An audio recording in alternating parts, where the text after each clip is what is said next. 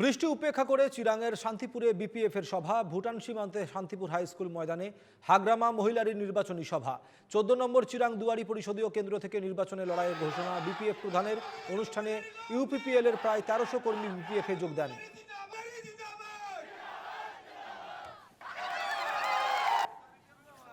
14 number Chirang দুৱাৰ সমষ্টি হিচাপে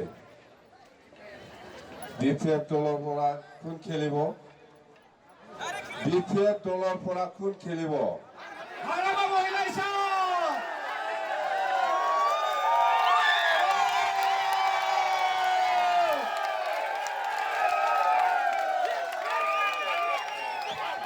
বিপিএফ দলৰ পৰা এই হাগ্ৰামা খেলিব।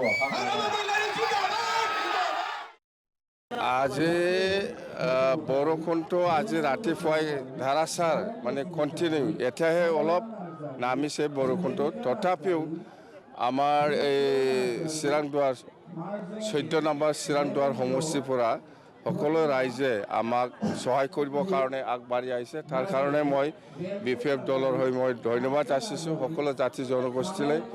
আৰু যেনেকুৱা ধৰণত ওলাই আহিছে হাজাৰ হাজাৰ মানুহ, চব আদিবাসী, গোৰ্খা, বড়ো, ৰাজবংশী হওক বা সূত্ৰধৰ হওক বা হিন্দীভাষী, বেংগলী, মুঠতে যিমান জাতি আছে চবেই ওলাই আহিছে।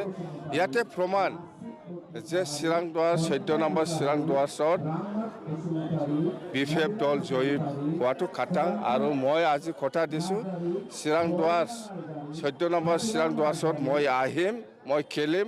এই ফেৰেংগাক হাৰাব লাগে, ফেৰেংগা খেলে না খাম্পা খেলে, মুঠতে মই ইহঁতক হাৰাব লাগে, এইটো মোৰ দায়িত্ব।